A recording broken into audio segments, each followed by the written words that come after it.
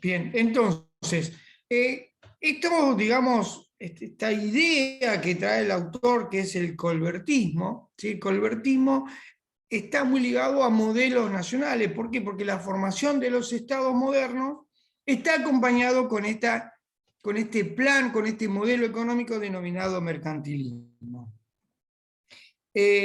Por supuesto que esta teoría del colbertismo es justamente es la teoría, y en la práctica es totalmente contraria a la economía medieval, por supuesto, y si queremos realizar alguna característica central, podríamos decir que los principios de esta teoría económica del colbertismo, su preocupación es por aumentar la riqueza del Estado o de la monarquía. ¿Por qué digo del Estado o de la monarquía?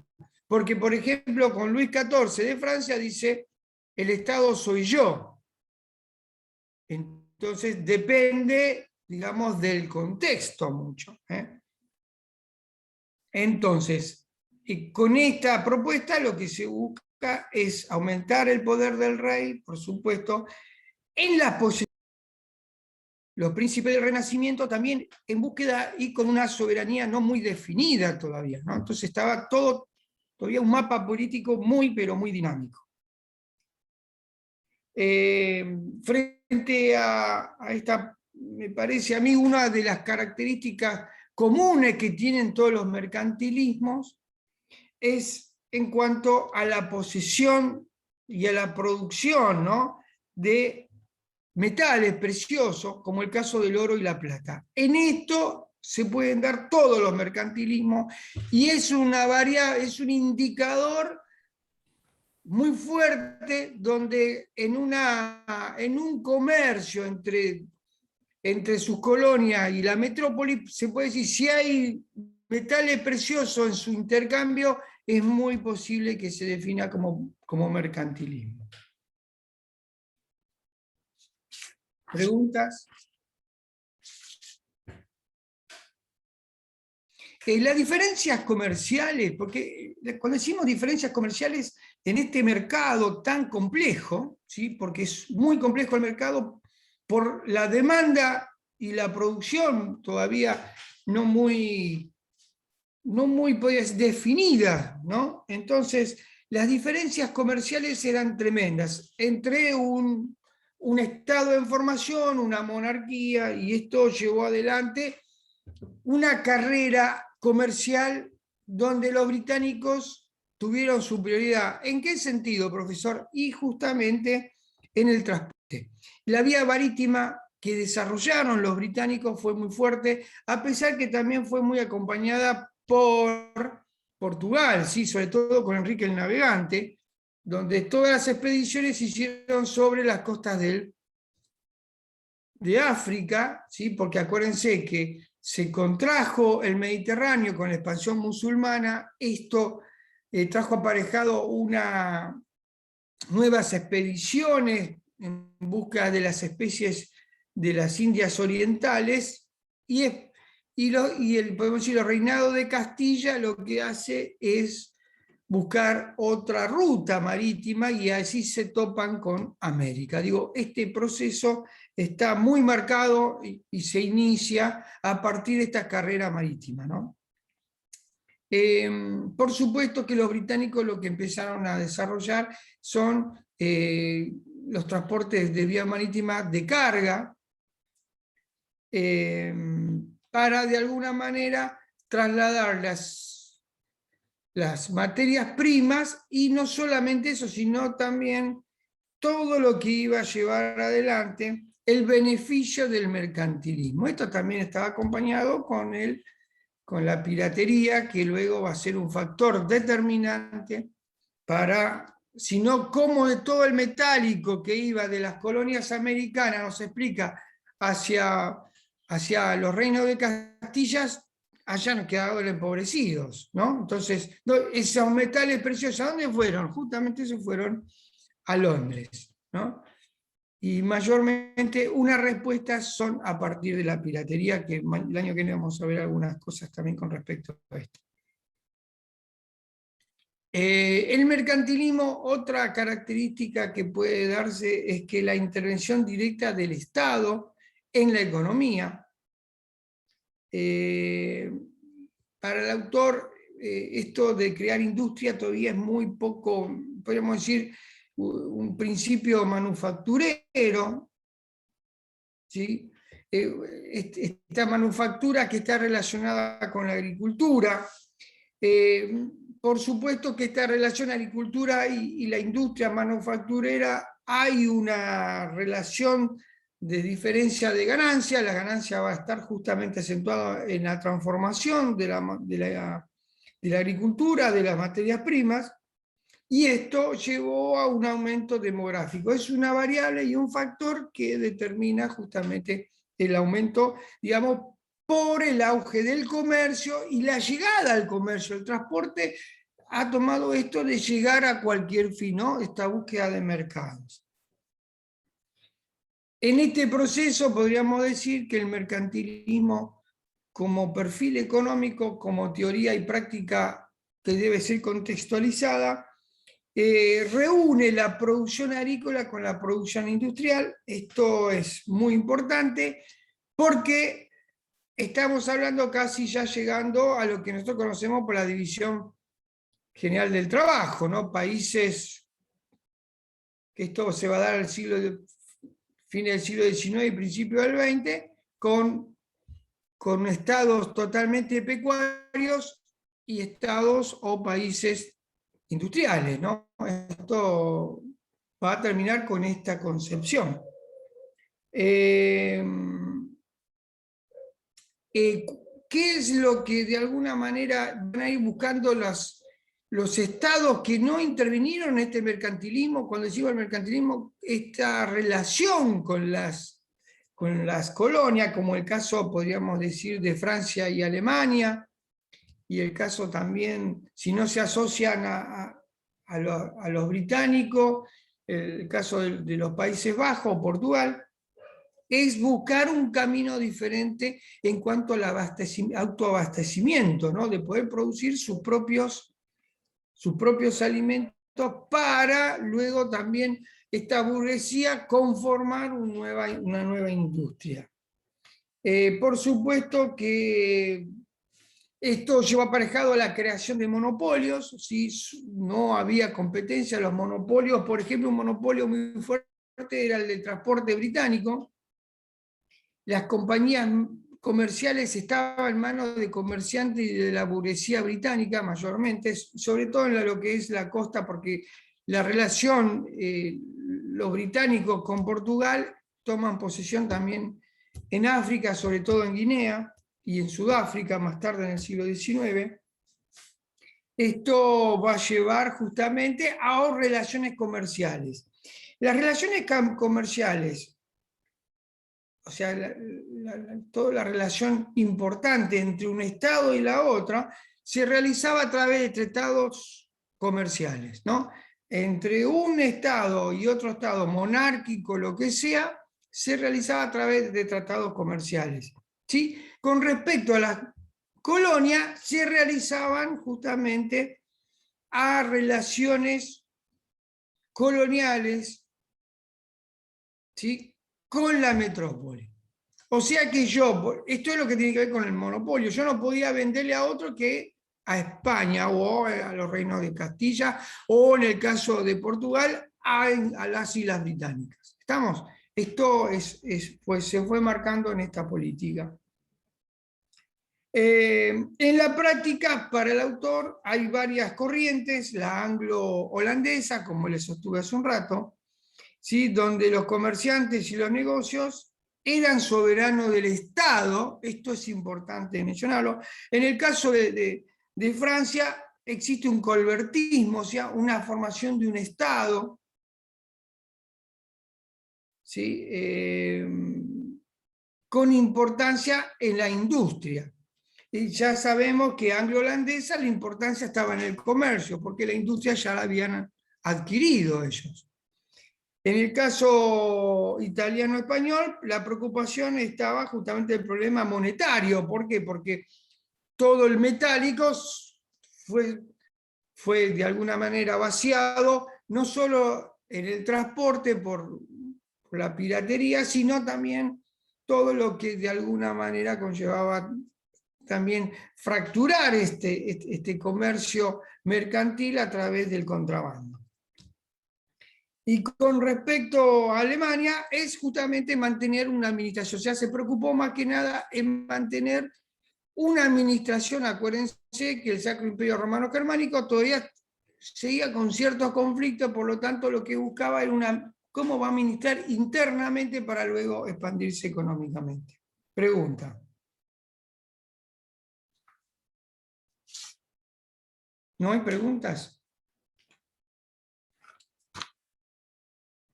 Bueno, por supuesto que en el siglo XVII comienza una crisis en la agricultura, porque estos autores marcan que hay una mala semilla, no hubo rotación, esto llevó a bajos rendimientos, va a haber una crisis en la subsistencia, o sea que empieza a caerse algunos mercados de europeos.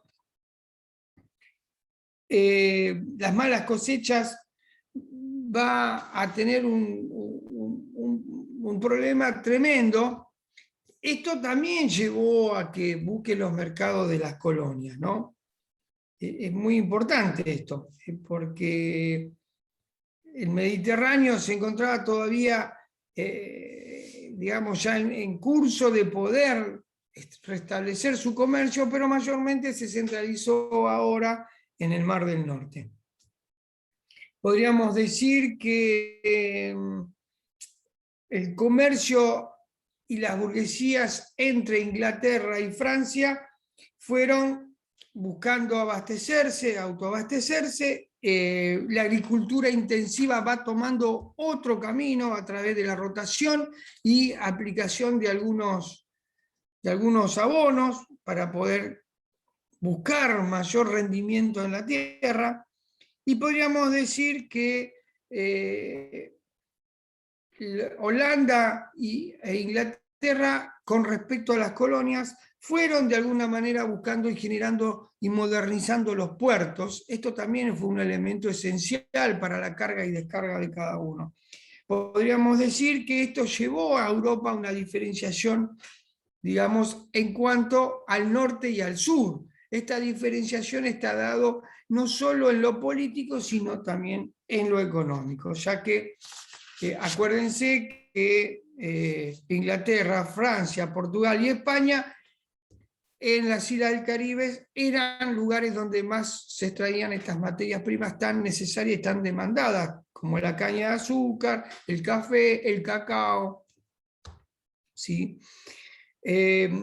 Por supuesto que Francia y las Antillas en el siglo XVIII fue un elemento fundamental. Bueno, ahí van a ver la revolución de Haití, ¿no? Esto trajo, digamos, un producto donde tenía un consumo tremendo, pero además todo lo que llevaba a la transformación de esta materia prima para poder lograr buscar justamente el refinado de cada uno. Con respecto a los metales preciosos, hay un refinamiento también en la minería. Se va a buscar a través de iniciativas privadas, dice, o sea que mercaderes y comerciantes extranjeros iban de a poco,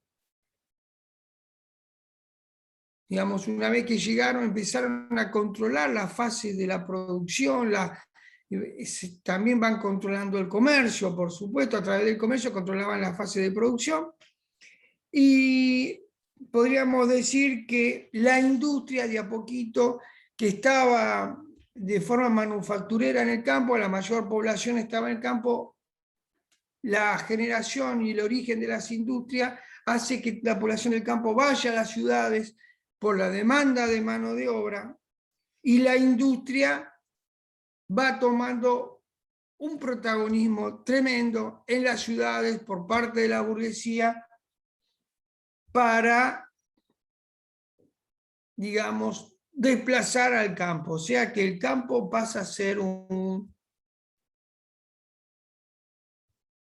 una relación inferior en cuanto a la provisión de materia prima.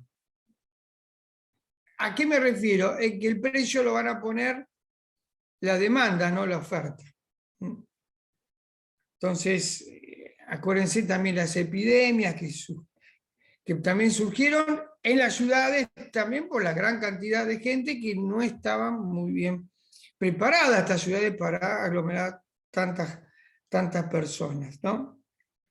Por supuesto que hubo pestes muy fuertes, ¿no?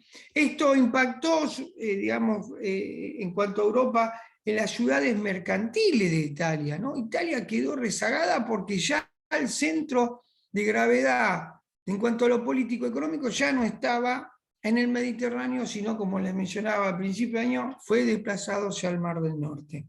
O sea que Venecia, Florencia, Milán, sí, Génova, toda la producción se reduce de una manera, digamos, tremenda. Italia, por supuesto, que no puede competir, justamente la cuna del Renacimiento, y los estados que más florecieron en estos es justamente Francia, en combinación con Inglaterra, pero más que nada los británicos asociados a Holanda. La península ibérica se encuentra atrasada en este campo, empobrecida, y podríamos decir que a partir de acá va tomando caminos totalmente diferentes.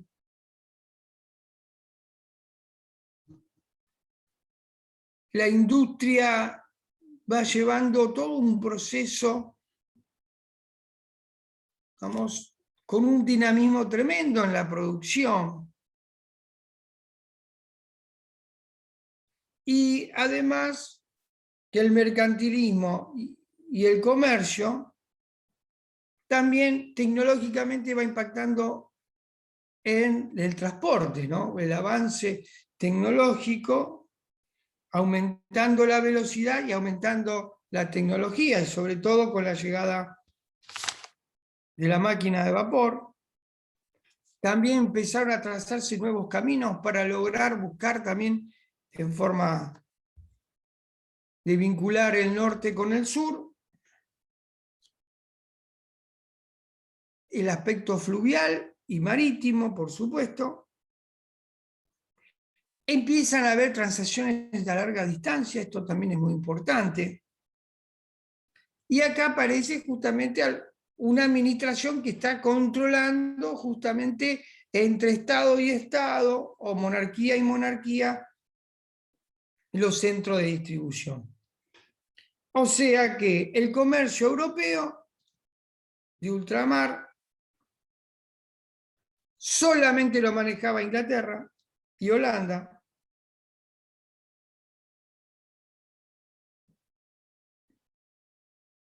Y esto llevó a que las transacciones también se realizaran en oro y plata. Esto benefició mucho a los británicos.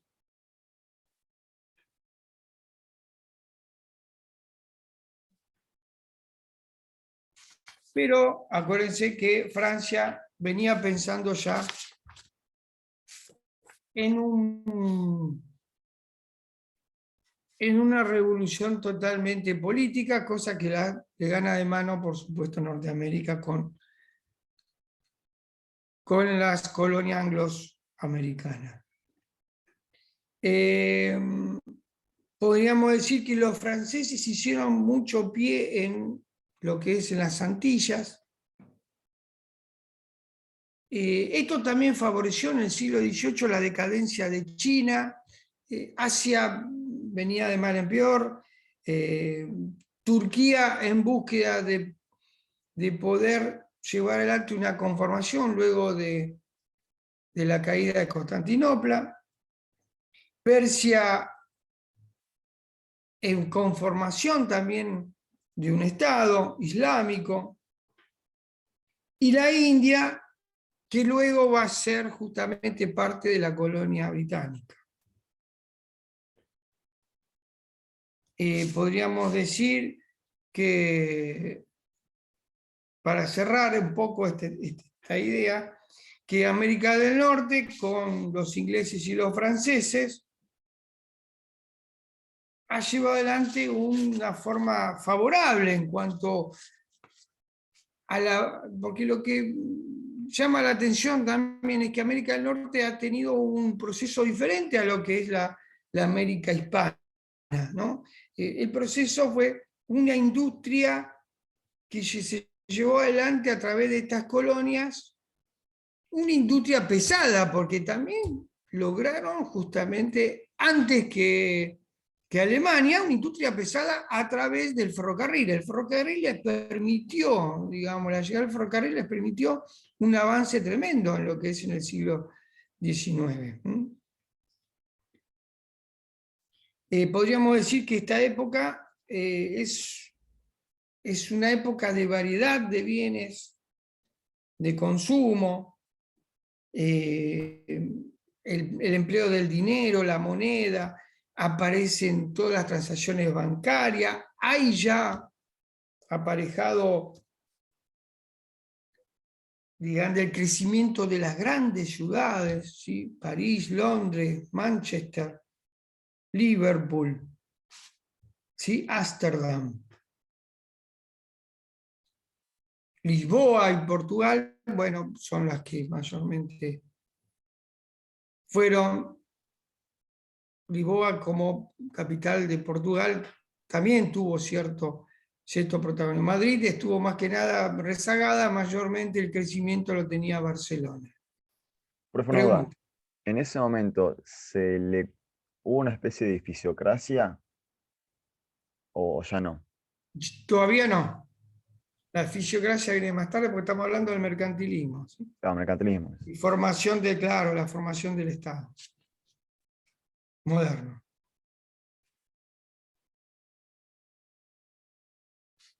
Podríamos cerrar que justamente el colbertismo es lo que apunta a la teoría de los autores, acompañado justamente a la industria, pero sobre todo a la formación de los estados modernos.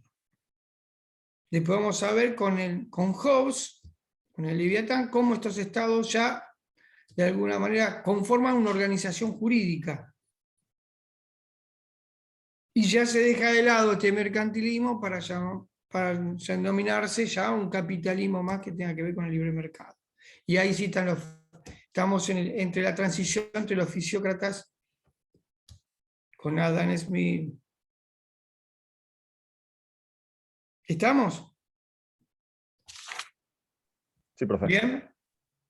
Bueno, la clase que viene vamos a leer, ya a ver si podemos cerrar este texto con el absolutismo, y también quisiera que veamos, el absolutismo es fundamental, la ilustración. ¿Sí?